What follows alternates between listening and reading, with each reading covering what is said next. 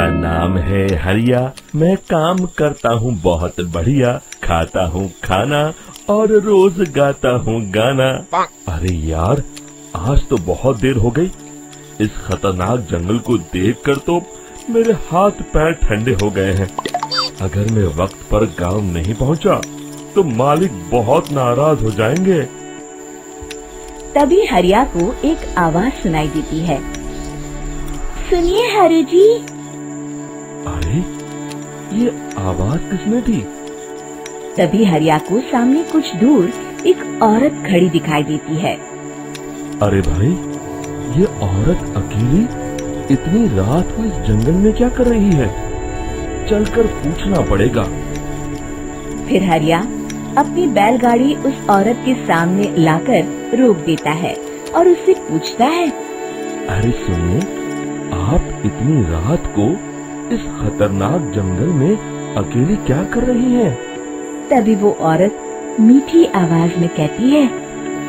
अरे हरु जी, आप आ गए। मैं कब से आपका इंतजार कर रही थी। वैसे तो यहाँ से काफी लोग गुजर चुके हैं, लेकिन मैं खास आपका इंतजार कर रही थी। अच्छा, तुम सच कह रही हो? मुझे तो यकीन नहीं हो रहा है। वो क्या है ना, आज तक किसी ने मुझसे इतने प्यार से बात नहीं की। हाँ हाँ हरु जी, मैं सच कह रही हूँ। अब देर मत करिए और जल्दी से मुझे मेरे घर तक छोड़ दीजिए। हाँ हाँ, कौन सी बड़ी बात है, अभी छोड़ देता हूँ।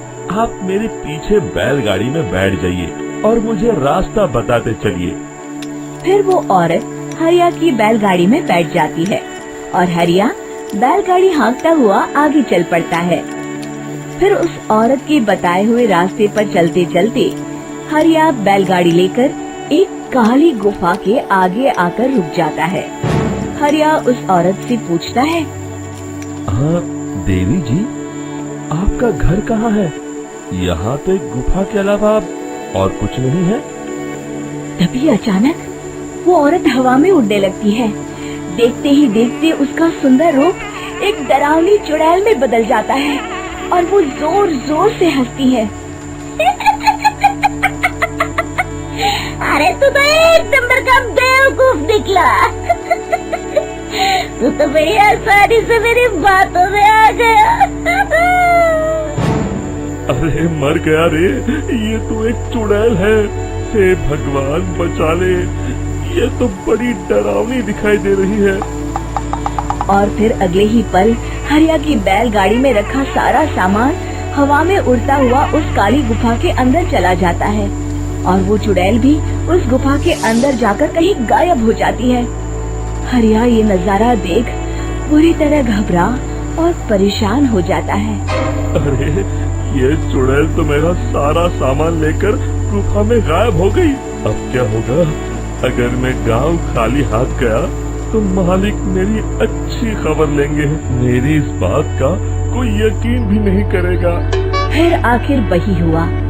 हरिया के मालिक चंपक सेठ को हरिया की किसी भी बात पर रत्ती भर भी यकीन नहीं हुआ। चंपक सेठ को लगा हरिया झूठ बोल रहा है और उसने ही लालच में आकर सारा सामान हड़प कर लिया है। फिर हरिया को बेईमान समझकर चंपक सेठ उसे काम से निकाल देता है। अगले दिन अपनी दुकान में परेशान बैठा चंपक सेठ गुस्से में बड़बड़ाता है। अरे, दुकान में तो सामान बिल्कुल भी नहीं है। अब मुझे ही शहर जाकर सामान लाना होगा। फिर वो अपनी बैलगाड़ी लेकर शहर चला जाता है। शहर से सामान लेकर जब चंपक सेठ वापस गांव लौट रहा होता है, तभी उसे एक आवाज सुनाई देती है। चंपक जी, ओ चंपक जी। अरे, ये तो कोई मेरा नाम लेकर मुझे पुकार रहा है। फिर उस रास्ते में वही औरत खड़ी दिखाई देती है।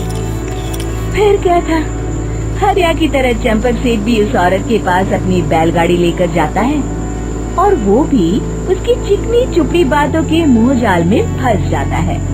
फिर चुड़ैल उसे भी अपनी गुफा तक ले जाती है और उसका सारा सामान लेकर गुफा में गायब हो जाती है। बेचारा चंपक सेठ लाचार होकर खाली हाथ गांव लौट आता है। फिर ये उस जंगल में रोज की बात हो जाती है। जो कोई भी शहर से कुछ लेकर गांव की तरफ लौटता, वो चुड़ैल उसे बेवकूफ बनाकर उसका सारा सामान लेकर गुफा में गायब हो जाती। एक दिन हरिया एक लकड़हारे को उसी जंगल की तरफ जाते हुए देखता है।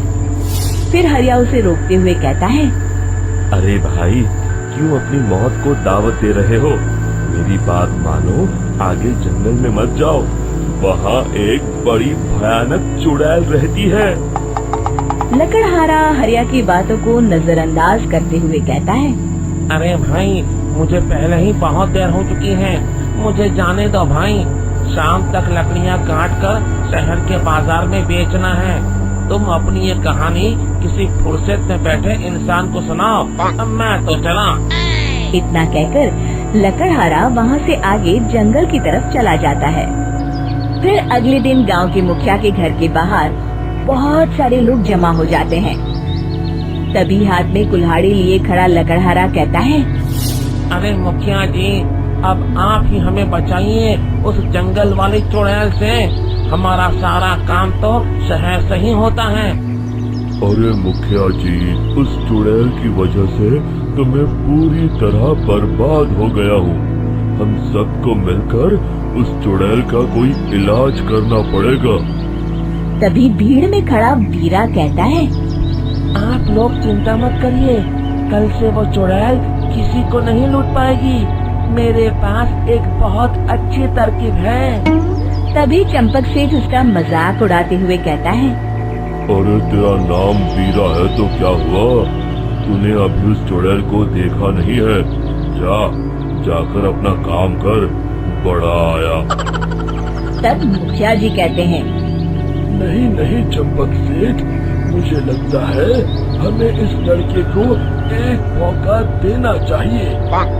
फिर सभी गांव वाले मुखिया जी की बातों से सहमत हो जाते हैं और वीरा शाम को एक बैलगाड़ी में कुछ सामान लादकर उस जंगल की ओर चल देता है।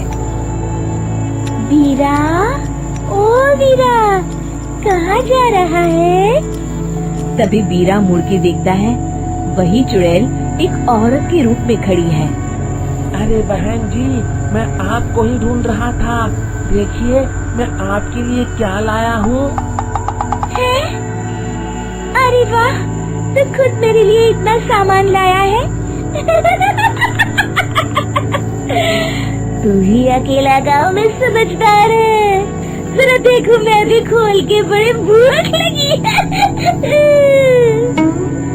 जैसे ही चुड़ैल उस सामान पर से कपड़ा हटाती है, एक भगवान शिव की तेज रोशनी उसके अंदर मूर्ति से निकलती है और चुड़ैल अपने असली रूप में आकर जलने लगती है। अरे मैं जल रही हूँ, बचाओ! बचाओ! ओम नमः शिवाय, मर गई मैं! देखते ही देखते वो चुड़ैल राख के साथ उड़ जाती है और सभी गांव वाले भी वहां आ जाते हैं। शिक्षा बुराई पे सदा अच्छाई की ही जीत होती है।